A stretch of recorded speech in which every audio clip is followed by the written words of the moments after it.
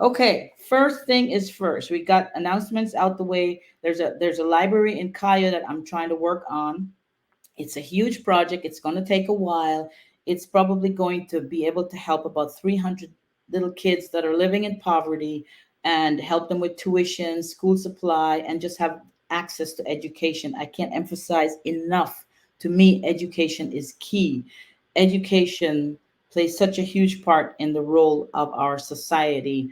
A lot of horrible things in life happens because of lack of education, so to speak, because of ignorance, such as domestic violence, people who are living in poverty, drug addiction, trauma, a lot of things. If people are educated and they have insight and can have awareness, some of these things can be prevented. So I want to start at the very beginning, and we want to start with our children so that we could break the cycle that usually happens through multi generational um, effects that we see. Okay.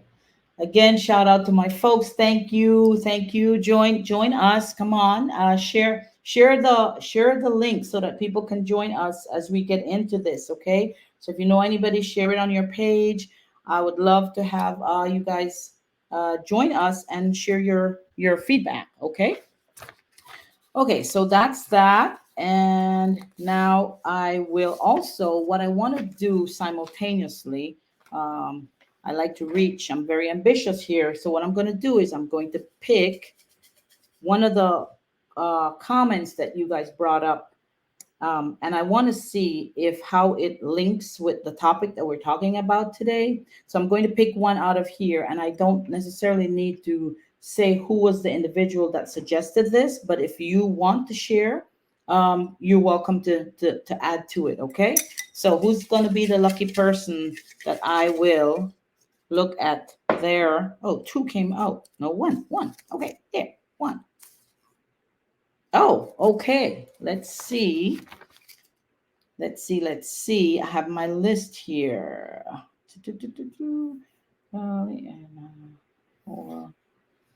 Uh-huh. Okay. So this is a good one. I gotta highlight it with my little marker here, guys. Okay, this is a good one, and this one was submitted, I think, probably one of the second submission when I requested this. And so the comment or the question that the person brought up was the power of goodbye, knowing when to walk away. Wow, that's deep, right? Okay, so bear with me and remember that. So that's the topic that we're going to add, and somehow I will have it be an overlay with my topic today because it's going to make it even more exciting. So the question, I mean, the comment again that someone wants us to bring to the audience is the power of goodbye, knowing when to walk away. Okay, so a lot of times people are in very difficult situations, whether that's family oriented, whether that is in a relationship, or whether it's on the job. It could be multiple ways. And knowing when to say goodbye is very, very critical. Okay. A lot of times we subject ourselves to the same type of trauma and abuse over and over and over. And the reason we do that is because we're comfortable with being uncomfortable, and we're afraid of change. We're afraid to step outside of ourselves. Sometimes it has to do with insecurity, low self esteem, feeling that we don't have enough support from our family, friends, or our system network, whoever or whatever that may be. So, that is the reason why a lot of times people cannot say goodbye to situations. Now, when we're talking about domestic violence, it's a whole other, much deeper level, because then we have to understand again what I will talk about a little bit with addiction around the power of change. So when you are in the cycle of abuse, a lot of times you're stuck in that cycle, and it's very difficult to just cold turkey break away from that. The reason that is because sometimes you don't have support because people outside of you don't understand. There's also a stigma about it. People would say, I hear this a lot in my work, where people would say, oh, you like the beating, you put yourself there, you subject yourself to this, so deal with it. You made your bed hard, sleep on it. We hear that all the time, and it's much, much deeper than that. And the support is so much needed. Um, so much needed. Hi, Peter. Nice to see you. Thanks for watching. So that is just a small part of it, but there's lots of reasons. So for the audience that's watching, if you have been in a situation where you felt like it was very difficult to say goodbye in that situation. Oh, and we could also bring this into like a grief and loss when someone dies, someone's sick, letting go, all of that. So if you want to share and or make a comment, please feel free. We invite you to make your comment. Don't be shy. This is a community, and Globecom is a non-judgmental place, and we really love to hear your input and your output, and the relationship that you have with yourself, so that we can continue to support you. Give me 1 second. Let me just turn this light on. I forgot to turn this on. Okay. Alrighty. That light is better, isn't that? It's in my eyes, but it's better. So, anyways, where were we?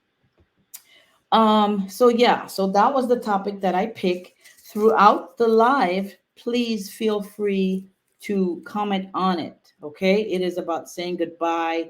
When it's time to say goodbye, and how do we do it? Share your thoughts, share your feelings, share your comments, share your opinion, and we will talk about it.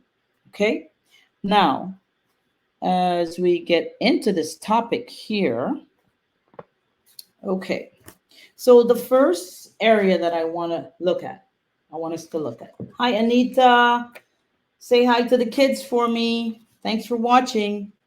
The first area that I want to talk about here is causes of addiction. Okay.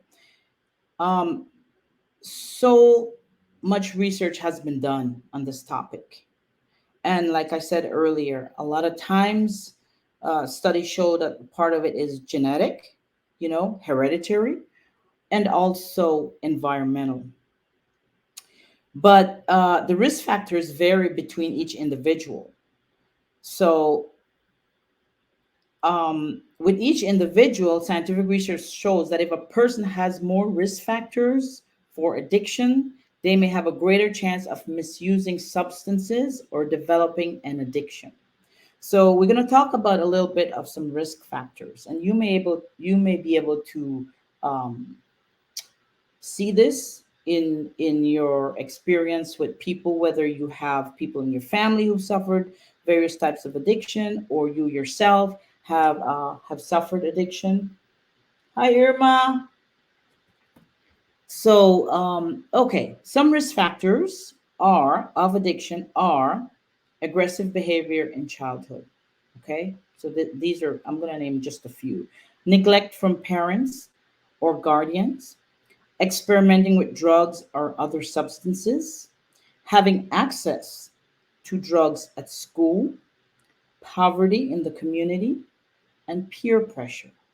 So we want to think of these things that I just list as some of the risk factors that we may see that somehow leads to addiction. Okay. Again, thank you guys for watching. Really appreciate it. So, scientists have found over 400 locations in the human genome that may influence activities like smoking or alcohol use. This means that scientists may be getting closer to identifying certain clusters of genes that contribute to a person developing an addiction. We use that term so loosely a lot of time. Oh, I'm addicted to this or I'm addicted to that. And when we stop to think about the impact that it has, and I always talk about this, it's usually not just the individual that we see as being the so-called victim of this disease, but again, if you think systemically, a family system, you cannot isolate the sum from the part, right? At least that's my philosophical perspective. You can't isolate the sum from the part of anything. If you have a piece of pie, you cut a slice off of it, that slice that came off of that pie initially belonged to the pie, right? So it's a metaphor, but let's look at it this way: that individual who is dealing with the addiction in the family is a slice of that pie. They are a part of that family, which means the entire pie is affected. The entire family system is affected, if that makes sense. Okay. Again, thank you guys for watching. So some of the stuff that we'll talk about. So environmental causes of addiction. We have peer pressure, unstable home environment, parental drug use and criminal activity, presence of drugs at home or school, community attitudes and influence, poor academic achievements. Okay, so these are some of the environmental causes of addiction. And then we want to also look at trauma. How does trauma play into it? Trauma and addiction. I see this in my work every day. Most of my clients that I work with, they have trauma and they also have addiction. Usually one leads to the other. So it's really important to note that. Okay. Any questions so far? Comments, opinions, feedback? Okay. So let's talk a little bit. I'll go a little bit deeper on trauma and addiction. So when we think of trauma and addiction, we go to impulse control. So under impulse control, we talk about the ability to manage urges or delay gratification. Okay, you always hear impulse control. Oh, I have this impulse. I gotta act on it. Parental monitoring, monitoring children's behavior, supporting their physical and emotional needs, setting limits, and enforcing discipline. Okay, those are really important areas when it comes to looking at trauma and addiction. In academic achievement, you want to encouraging and promoting success in school as well as involvement in extracurricular activities outside of school. A lot of times you want to keep the kids busy. You want to keep them occupied because a lot of times when kids they don't have enough to do, it's easy to get pulled into these behaviors. And there's always someone around the corner who wants to see how they can recruit. So it's really important to really keep a good eye on your kids.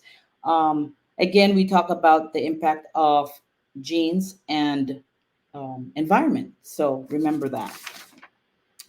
Okay, so that's a little bit on, let me just see here. Hi guys, thanks for watching wherever you are. I hope you're having a great day. It's sunny and it's hot here in LA. I have the air on and I still feel hot. So I would much rather be at the beach. But for now, I'm entertaining you guys and I'm also happy doing that. So welcome and thank you again for joining us. Crucita Mendez, thanks for watching. Kay, thank you again for your support. So we just went over just briefly, and like I said, as I'm going over these things, please feel free to share your story. Type in there and say, "Hey, you know what? I have a family member, and it's a deep topic. I know it's deep, it's intense, it's hard, it's overwhelming, it's overburdening, and it's like sometimes we got our back against the wall. We don't know how to deal with it. We get anxious trying to help our loved ones. And sometimes it's difficult because unless you truly understand how the brain is affected, alcoholism changed the person. They change. Their brain is no longer the brain of the person that you knew prior to the use and abuse of alcohol. And so it's a very difficult thing to watch, and to watch your loved ones deteriorate right before your eyes. So it's a hard topic to talk about, but I want to bring it to the forefront because I want to educate you all on it. I want to share the resource. I want to bring my experience of my work, which has been over 20 years plus working in the field. And I want to be able to educate and help you guys, if I can, at least feel supported, if nothing else. A lot of times, sometimes you just want to be validated. When you look at the family, you just want to hear that, man, that must be really hard. I can't imagine what you're going through. Um, as opposed to pretend they didn't hear that you're dealing with this difficult topic. So it's real important. Let's see what we got here. Hi, Sonia, sis. Thanks for joining in. Yes, it is. It's very hard. My child is mentally, she's in the hospital, all right? Keep in prayers. I know. It is very difficult. I send some good energy her way. It's very difficult and people don't quite understand. So I want you to know that we're here for you. So I hope everything works out with her. Okay. Thanks for watching, Sonia. I appreciate it. So again, a lot of times a lot of times people don't know how to be when someone is dealing with an addiction because it's a very complicated issue. And again, most of the time when you think of addiction, it's usually not just addiction. There's other component that goes along with it, some other mental illness, whether it's anxiety or depression or PTSD or there's a it's never isolated. So it's really important to remember that as well.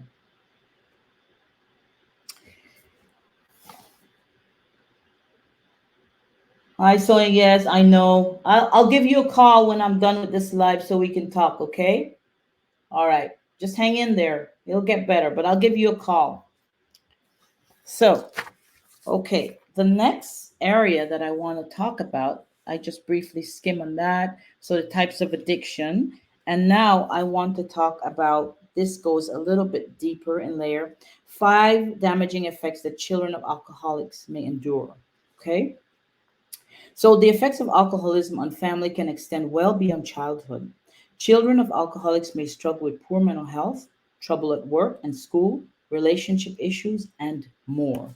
So we see a lot of adults walking amongst us. And a lot of times we're like, that person is not, like we say in Belize, he or she not correct, right? So we look at them, we label them, we judge them. But little do we know their story. Every single one of us have a story. And every single story is just as important as the other. Whether you have mental illness, whether you're suffering from alcoholism, whether you're a victim of domestic violence, whether you have been in jail, no matter what it is, we all have a story, we have a narrative, and it's important to acknowledge that. So always remember that when we're quick to judge others because we think they're different than us, they may have a story that's overwhelming. So these kids grow up to be adults and we see them amongst us. And it's hard because sometimes it's difficult to be in the presence of a difficult person. I deal with it every day. But in reality, all we need is to be validated and to be heard and to be supported. Sometimes we can't fix things. We can't just give them a quick pill and say, okay, snap out of it. But we can give love and compassion and support. So, whatever it is that we can give that we think will make a little bit of a difference, we need to step back, be patient, and apply that to these people in our lives. Okay. Okay, so here we go. I'm going to list 5 of these damaging, and some of it may resonate with you. The effects of alcohol addiction on loved ones. Okay, the first one, damaged family relationships. We see this. We see this all the time. We all see it. Number 2, developmental issues in neglected children. Very, very common. Number 3, domestic abuse, including domestic violence. Number 4, drained family finances. And number 5, physical and mental health issues. Okay? So those are some things that we see. When we talk about damaged family relationships, we see families, being torn apart. The person who is the identified patient or the alcoholic, they themselves sometimes do not know what stage of change they are. And it'll be really interesting when I show this model and talk about that a little bit more. It'll make sense to you because you'll say, wow, okay, I've seen them gone through those stages. That makes sense. And I understand a little bit more. So we'll talk about that a little bit more in detail. Okay. So as we move along, let's see. Thanks for watching, guys. Appreciate it. Don't be so quiet, please. Share your thoughts. You know, I know it's a heavy topic, but we can handle it together, right? We're a team, so you're not alone, and you share something on there if you want to, and we will discuss it. Okay. So this part is really, really interesting to me. It's about how alcohol impacts the brain. The brain is such a beautiful organ. And when we think about what alcohol does to it, it breaks our hearts. It really does. I mean, drinking is accepted in society, obviously. There's people who go out, socialize, you go to meetings, you drink, you have parties, birthday celebration. I am not saying that we cannot be responsible drinkers. I am, I try. Um, and it's important to acknowledge that people enjoy a drink now and then to decompress from stressors, or they will meet up with friends. It's a way to socialize. It's recognized in the world. It's socially accepted, but in moderation. And the most important thing to remember is that it's okay to drink in moderation, but it's these binge drinking, it's blackouts, it's drinking and driving, it's irresponsible and neglectful and reckless drinking that leads to a lot of problems, including abuse, accidents, illnesses, you name it. So, the reason alcoholism is important to talk about is because it's not something that just happened overnight. And it's usually the individuals are trying to numb something. It's a pain, it's an experience, it's a trauma that they're trying to do away with, and they keep drinking to the point of oblivion, and where they don't know what's happening. They black out. They don't know who they have to apologize to the next day, what they did, reckless behavior. I mean, it goes on and on. So it's about really stepping back and acknowledging that what are the consequences of your behavior when you binge drink, when you go overboard, when you drink to the point of blackout? What is the consequence, and are you willing to deal with it? Are you able to deal with it? How will you live the rest of your life dealing with the consequences of your behavior in relation to drinking alcohol? Okay, so here we go. We want to talk about the impact on the brain. In 2020, alcohol consumption in the US spiked, with heavy drinking increasing by 41% among women. Wow, that's high. That's pretty high. Okay, what I'm going to do now for you guys is we'll test my ability here to see how good I am with this technology piece here that I'm learning, trial and error as we go. I'm going to show a short video, and it's just a clip that we did at GlobeCom on alcoholism. And after that video, then I will go over the cycle of change, and we'll talk about that a little bit, and hope you enjoy that. Okay, so give me a moment here. In the meantime, again, thank you for supporting us, and look at the banner below. Look at the projects we're working on in the upcoming months, and feel free to support us in any way you like, and you have access to our to our information there. Okay, so give me a brief moment here while I get this video going.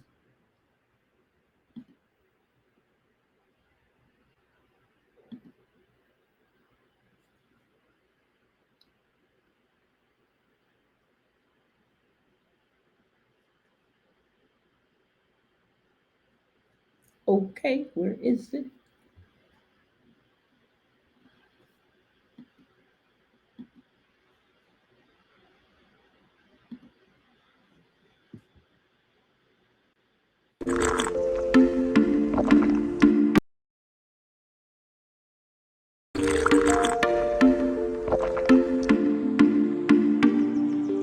Alcohol abuse and alcoholism within the family is a problem that can destroy a marriage or drive a wedge between members.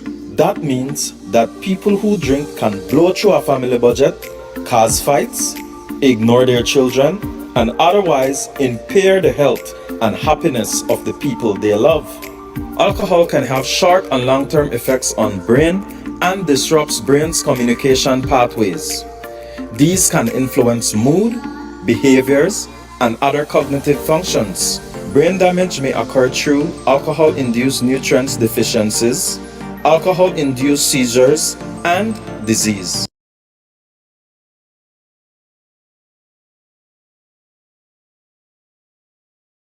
Lovely, beautiful. So I just wanted to share that little video that we did at Globecom a while back when we worked on some of the projects that we were working on in relation to alcohol. So I hope that was a little bit helpful. Let's see. Thanks for watching, guys. Thanks for watching. Appreciate it. Appreciate the support. Look at you, lovely people. Okay, so now comes the fun part of what I want to share with you guys.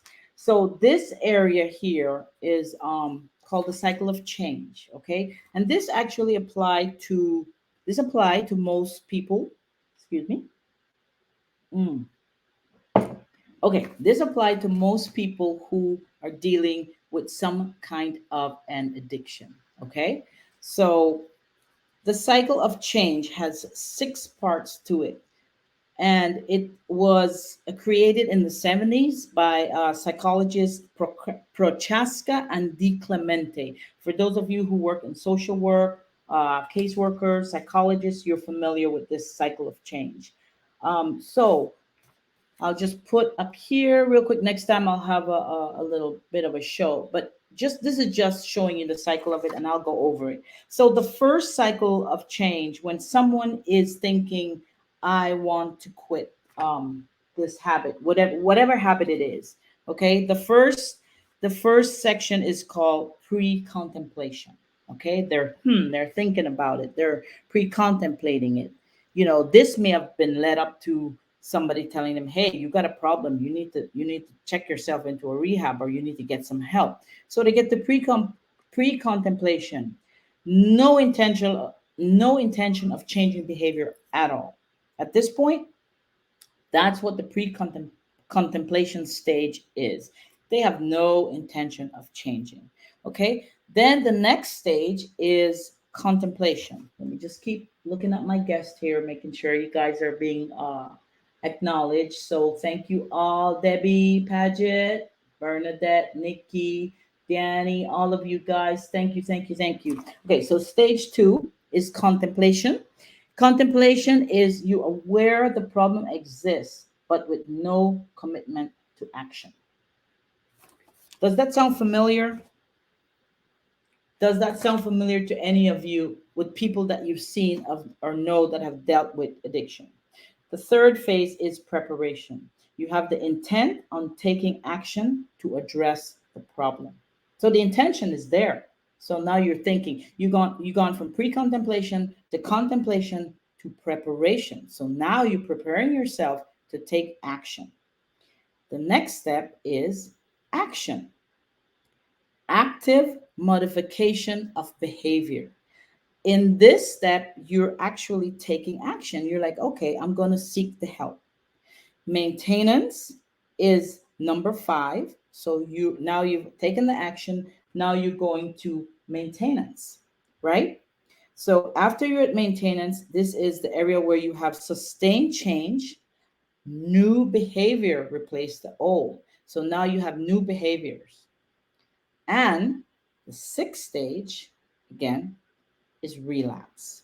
You fall back to old patterns of behavior.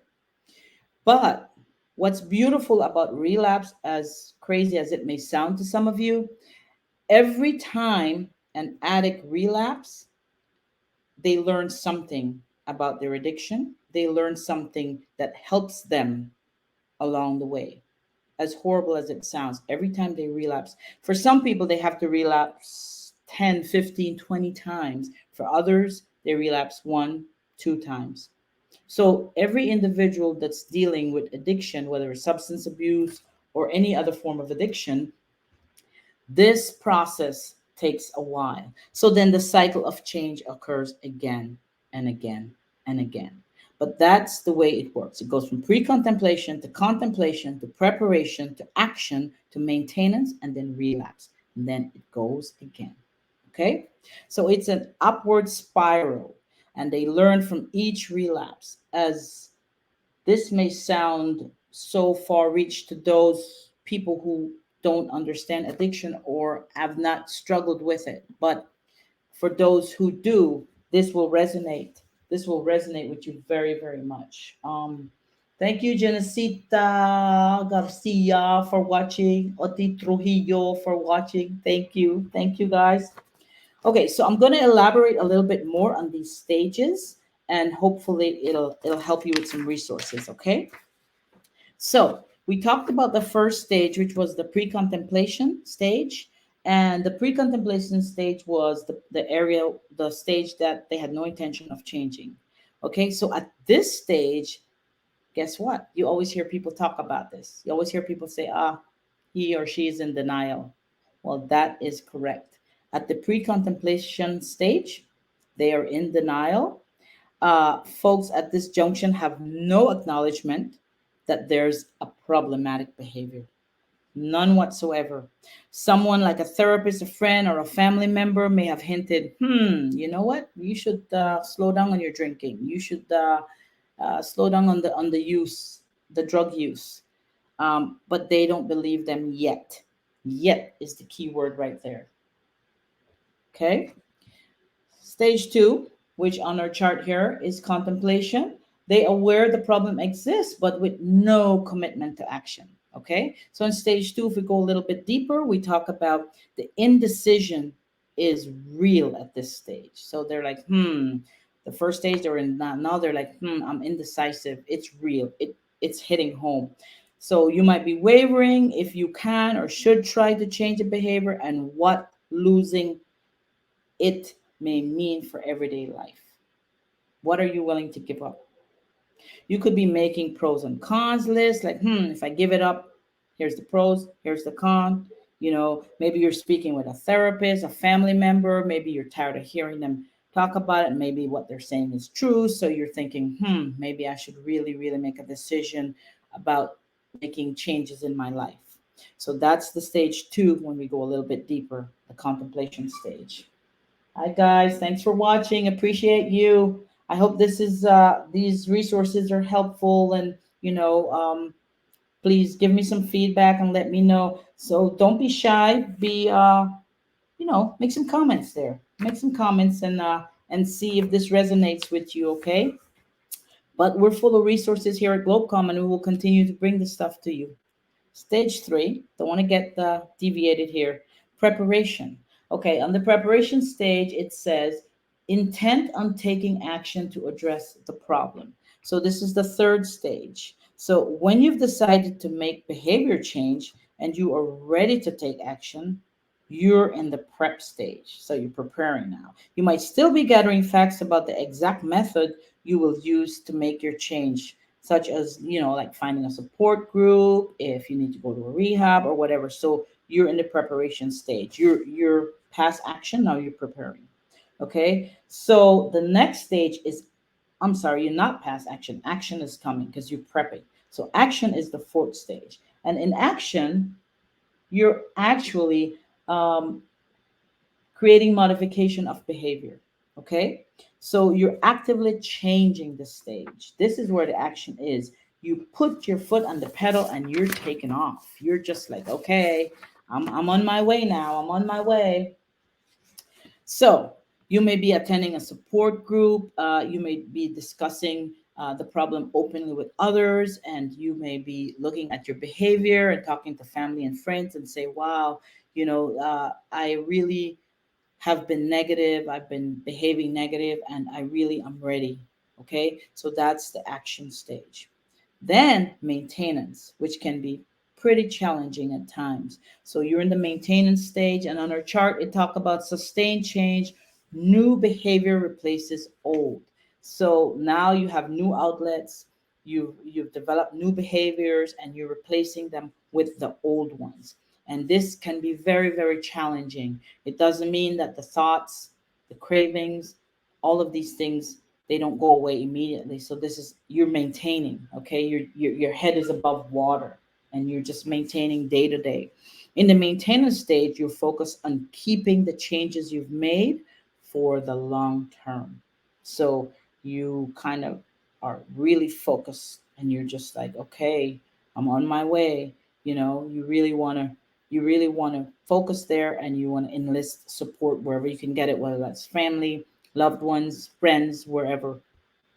So at this point, you likely understand that life stressors may adhere to the changes you've made. They may be more difficult, so you may create action plan. You may help. You may develop coping tools to manage your stress. So you're maintaining. You're going. You're at baseline. You're traveling. You're just like, okay, I've come from up here to where I am now. Okay, and then what happens after the maintenance? There's relapse, termination.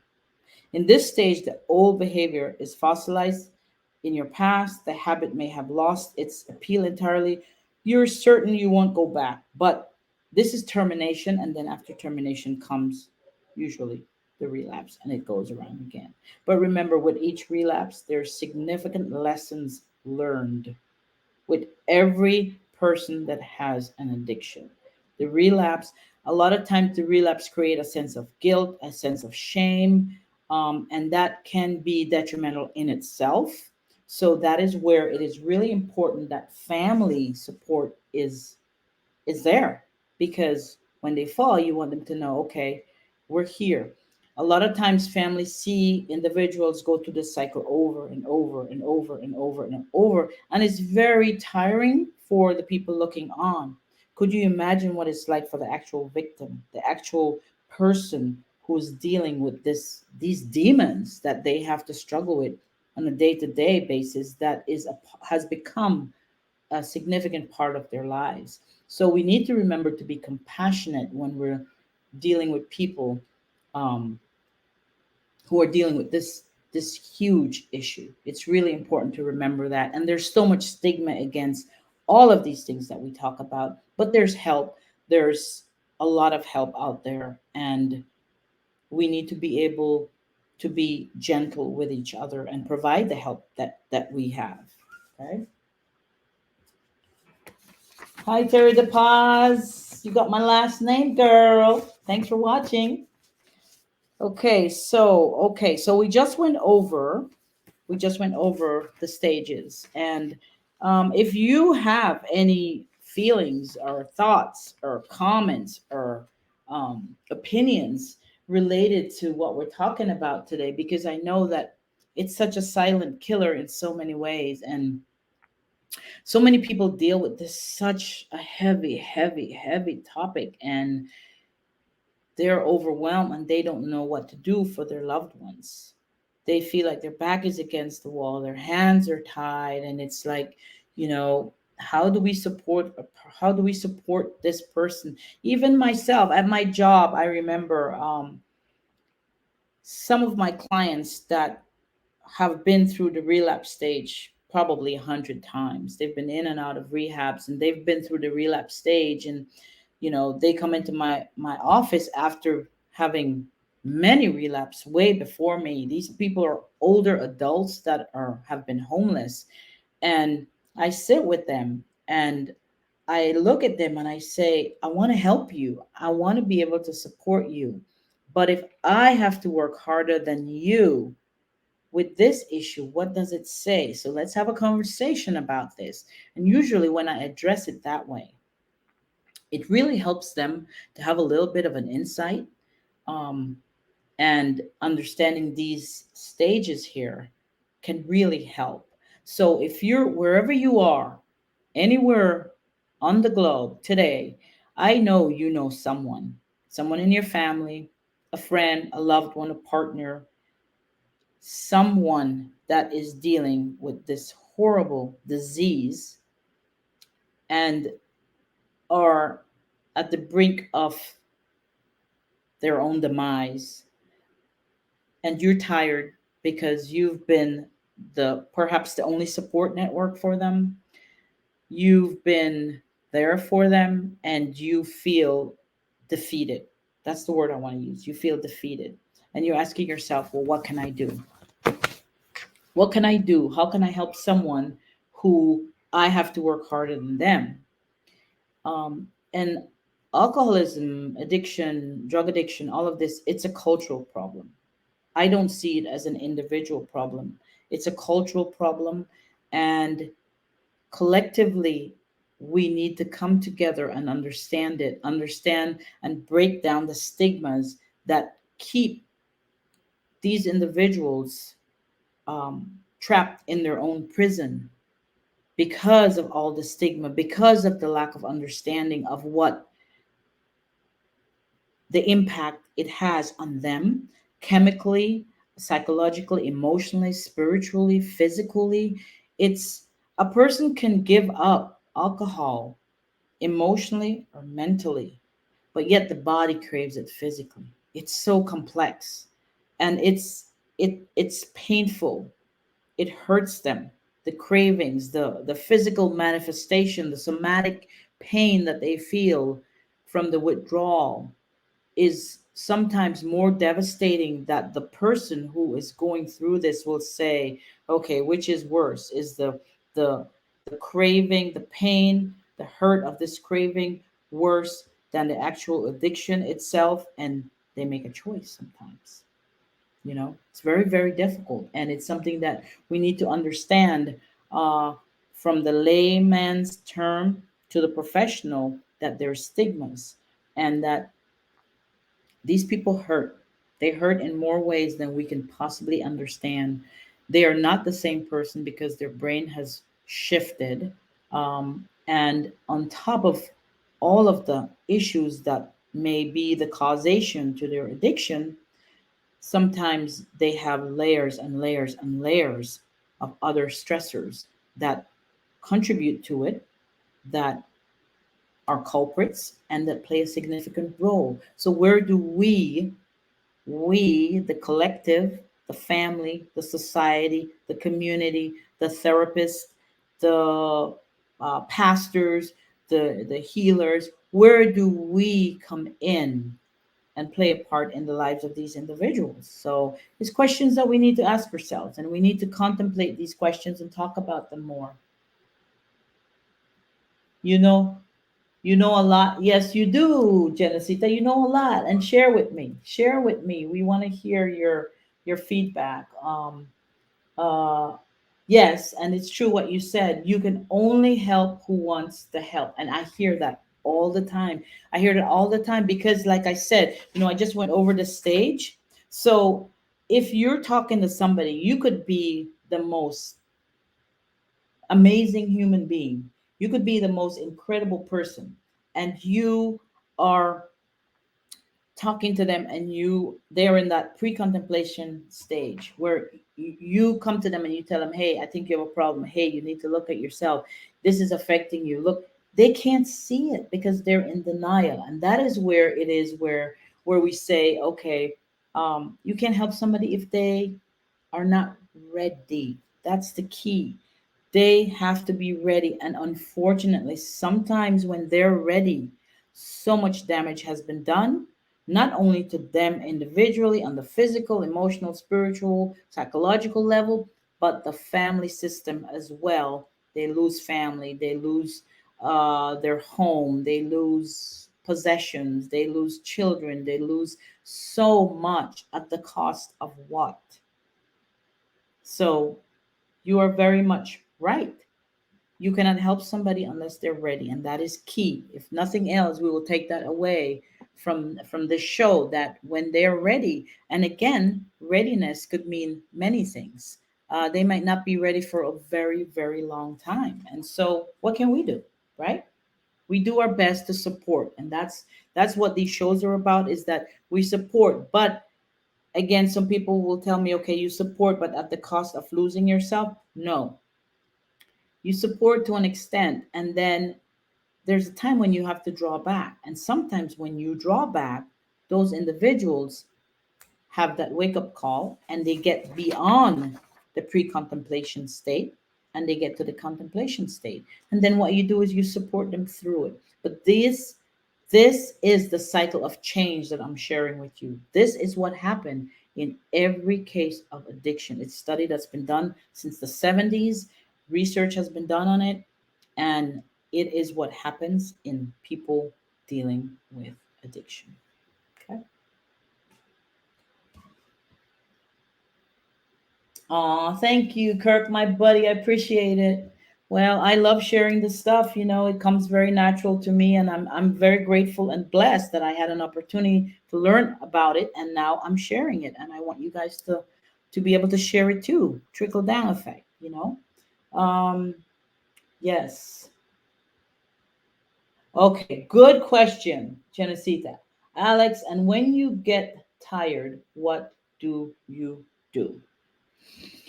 When you get tired, because we all do, it in my field, in the field of psychology and social work and case management and the work that I do, when we get tired, it looks like burnout, literally, physically burnout.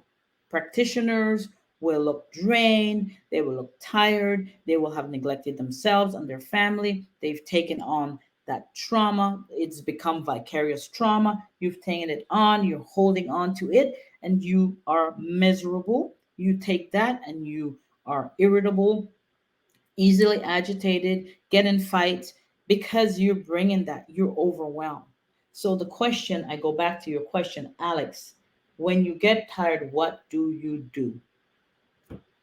And my answer to you is exactly what I do, okay? Because I work with the most difficult population, but I choose to do that because I feel that I'm good at the work that I do and I choose to do it. And even I have my breaking point. And what I do when I get to that point is I take some days off, I move away from the situation, and I take care of me. I said, this is me time. And I either go on a mini vacation or I spend time with my family. I meditate, I exercise, get massage, I write poetry, I do art, I do whatever it is that feeds my soul. I do this stuff, which I love. So, what you can do when you're tired is you let that person know that you're tired and that they really need to hear you, not just go in one ear and come out. You're tired and you cannot help somebody who does not want to help themselves. So you need to step back because if you don't, you will end up getting sick. And this is the truth. This is the reality. And if I do that as a professional who have spent 20 plus years doing this work, then anybody who's dealing with it in the home or who don't even have the training that I have need to know that it's okay to step back without guilt, without feeling like you're letting them down, because you're not. You're not the one that caused the disease that they have. You're not the one that made them an alcoholic or a drug addict. They became that way for a variety of reasons that has nothing to do with you, and maybe they use you as an excuse sometime or blame you because that's what a lot of times happen. But you have to know when to step back, when to take care of yourself, have self-care. That's really critical. Okay, so that would be my advice to you, is to be able to step back and know when to do so. Okay, I hope that helped. Okay, hi Luz, good to see you. People who don't understand what they're going through has no idea what you're dealing with. In these times, you need all the support you can get. Absolutely right. Absolutely right. You do need the support, and I think that for what the Genesita said earlier, a lot of times people give,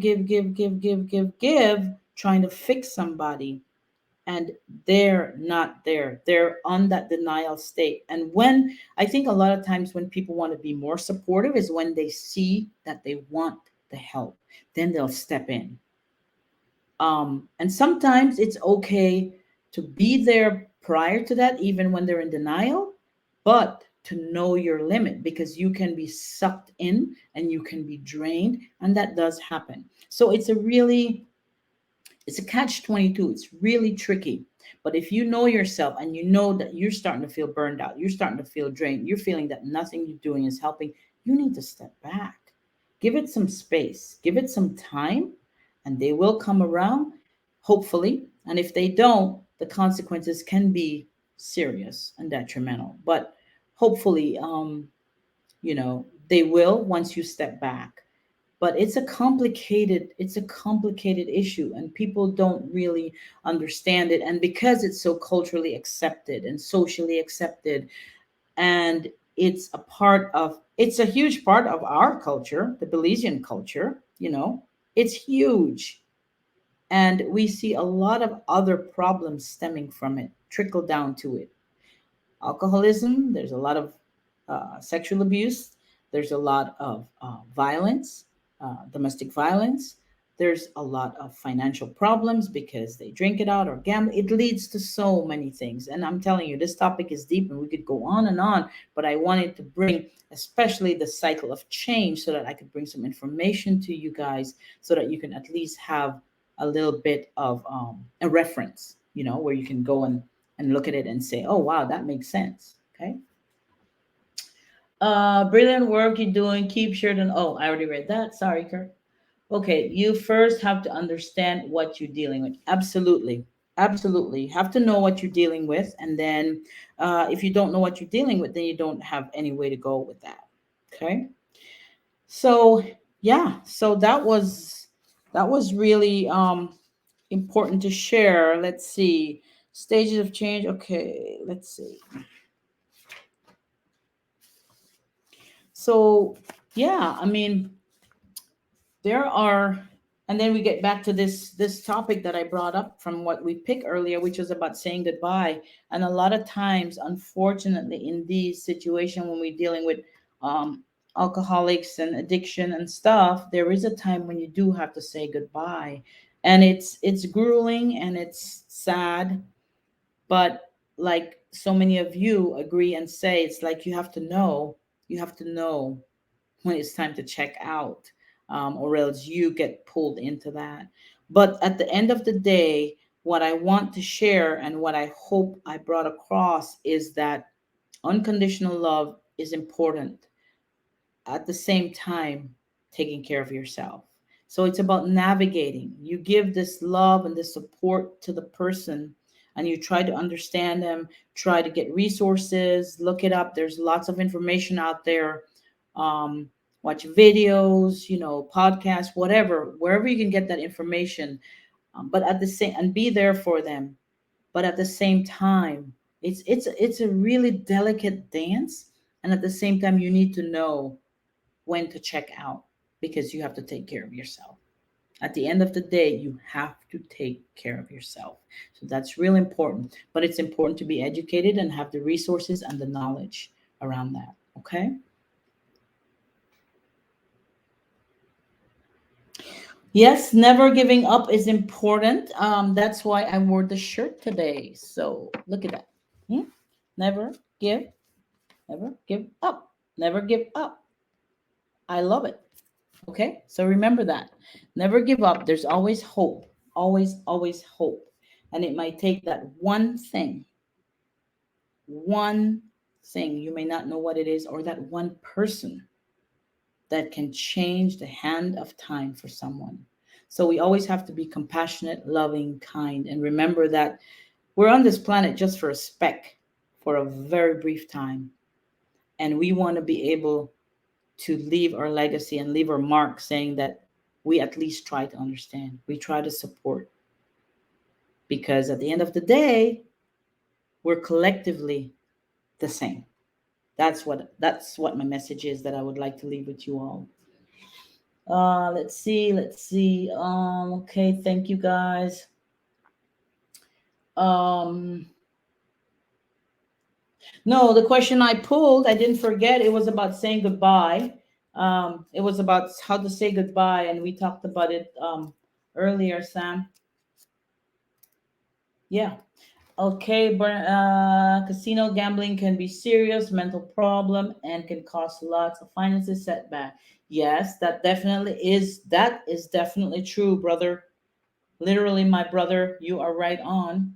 Um, Yes, and it's another addiction again. And again, if you look at the show or look at the recording, you'll see the changes that I brought up, and that goes for all addiction, not just talking specifically about this about alcohol and drug addiction, but all addiction in general. You know. Hmm. All right, where are we? So, yes, so I hope that this was helpful. And thank you, Kirk, and thank you, Genesita. Thank you, Bernard. Thank you, all of you who, Sonia, and all of you who had questions. And these are good, for stimulation of our minds and talking about these things, and our shows will only get better. So I look forward to having you guys joining us as we continue the process. And we will always bring great shows for you. So feel free to add and tell me what you want us to talk about, anything, and we will bring it to you. Okay. I am going to get ready to close, but let's see. Where are we? Yes, very challenging for many government schools should educate children early. Absolutely. That's what I'm saying is education early, because you break the cycle of multi-generational problems. And that's what I want to do at Globecom. We want to focus on dealing with the kids. And that's why we're working on this library. And that's why we ask for your help in any way to support us so that we could start with these 300 kids that are living in the village, living in poverty, and we want to be able to start. My contribution is that Globecom will help to do this library, and education is the key. So I'm going to put this on the banner down here so you guys can see a little bit of the projects that we're going to be working on that are coming up. And we look forward to great work, especially next year. We want to be able to educate and bring this service to you. A lot of times people have a hard time paying for, as we know, therapy is expensive. Okay, not everybody can afford it. So what Globecom wants to do is bring the topic so that you could get information, resources, and your questions answered here. We will be this platform for you, and we are only just starting to take off. So please continue to support us, and you will hear more about the wonderful work that we're doing, and we couldn't do it without you. So we are most grateful. I hope you like my new banner I got. Look at that. I just got it, and I love it. It'll talk about everything we'll talk about. It's just beautiful. I just had to get it. Okay, where are we? Oh, Deb, you're welcome. You're welcome. Thanks for joining, and I hope you can join us each week. I just also want to say, any of you out there, because my organization is global, which means we're worldwide. But although we do focus on my people, the Belizeans, um, if any of you, no matter where you are, no matter what topic you want to talk about, contact me. I will either talk about your topic for you or bring you on as a guest. But we are full of knowledge, and we want to share this knowledge, and we want to just spread the word, and we want to be support to you in all the areas of your life, because we want you to be a huge part of our Globecom community. Without you, we can't do the work. So please send your information to me. I'm going to, when I get off, I'm going to put something on Facebook to get more of you to bring your comments, and I'll continue to put them in this little pocket here, and we'll continue to pick them each week. Okay? Thank you so much for watching. Thank you guys, lovely family. Thank you so much for your unwavering support. Lots suffering through COVID. Let's see. Yes, Samuel is saying, lots suffered through COVID, but thank God it helped me get off that trail. Even though I never thought I was addicted, yet I used to waste lots of money and time at the casino. Absolutely, Sam. You're so right. You're so right. See, a lot of times what we talk about with the phases that I went over, I don't know if you missed the first part of it, but if you did, you could always watch the recording. But the first phase of the cycle of change, when someone decides to change, is because they're in the pre-contemplation. And we hear this, we use it in late term when we say, oh, he's in denial or she's in denial. But they have no intention of changing because they don't think anything is wrong until you get to the contemplation where you're aware that the problem exists. That's when the wheels start to turn and change start to happen. So every single addict, no matter what they're addicted to, go through this phase. Okay. And like I said, they relapse many times, but every time they relapse, it's a lesson learned. So I always say, and I say this to my clients, that the best growth the best growth in life happen during chaos. And I know I can apply that to my life during chaos or crisis. Whatever crisis I'm going through, we should look at it from a very different perspective. What am I to learn from this crisis or this chaos? What is it teaching me? It's happening so that I could learn something from it. And other crises will happen. And each time they happen, I want to learn from it because it's by learning that I can evolve and grow and expand and become greater and live my best life. So we don't want to look at crisis or chaos in a negative way, but look at it as how can we learn from it? And that's what I've applied to my life. And I think it happens for all of us. Thanks for sharing, Sam. Yes, thank you guys. Thank you, Denise.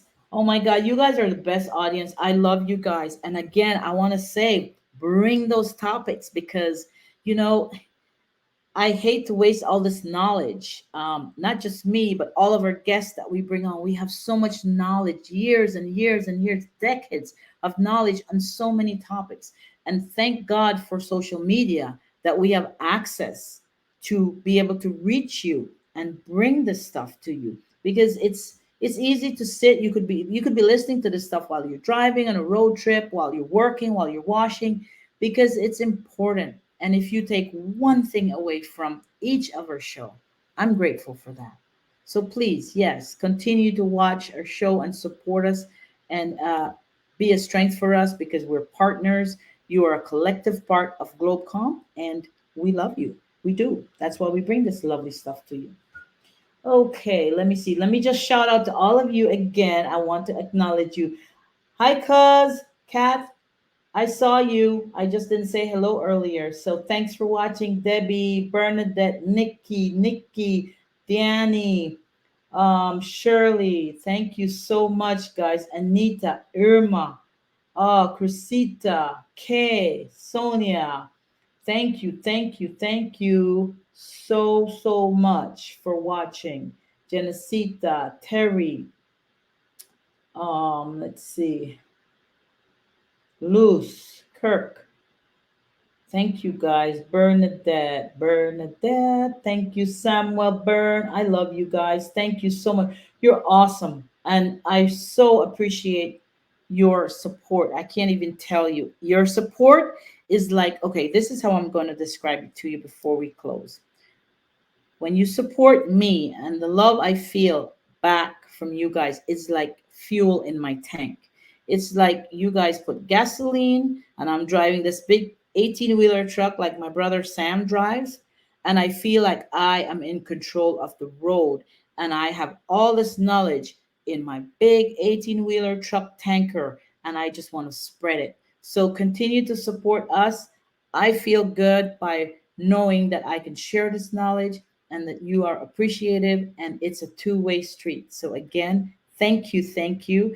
And as we close, I would just like to give a tribute to my beloved aunt, Sonia Patnett, who passed away not so long ago, and her funeral was today in Belize. I will just take a brief moment of silence to acknowledge her, and may she rest in peace. And I send my love to my family in Belize and all over the globe as we go through this time of mourning. But I want to thank you again. And until next week, we have a great show. So, again, thank you. Take a few moments here. Thank you guys. Thanks for watching. So, I'll be signing off, and I'm just going to put a tribute here before I sign off for maybe like a minute or so to acknowledge my aunt. But thank you guys. I really appreciate your support, and stay well wherever you are. Here in the U.S., it's a long weekend, so I'm going away for a few days just to decompress.